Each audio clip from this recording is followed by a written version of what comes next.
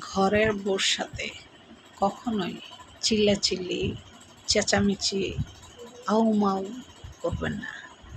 কেন জানেন? ঘরের বউ অনেক কষ্ট পায়। কেন পায়? একটা মেয়ে মানুষ তার স্বামীর ভালোবাসার কারণেই সে শ্বশুরবাড়ি থাকে। সে কিন্তু শ্বশুরবাড়ির লোকজনের জন্য থাকে না, থাকে তার স্বামীর ভালোবাসার কারণে। তাই বউর সাথে সুন্দর আচর করবেন, সুন্দর ব্যবহার করবেন, বেশি বেশি কথা বলবেন, বেশি বেশি ফোন করে বিরক্ত করবেন। তোমাকে অনেক মিস করতেছি, তোমার কথা অনেক মনে পড়তেছে। রোমান্স করবেন বউয়ের সাথে, গুনাহ হবে না, সওয়াব হবে।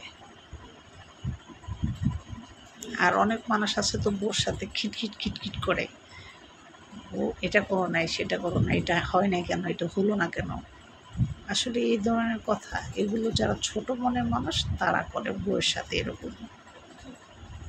সবসময় বউর সাথে রোমান্টিক হতে চেষ্টা করবেন, বউকে ভালোবাসবেন, মহব্বত করবেন, সুন্দর সুন্দর কথা বলে তাকে খুশি করবেন।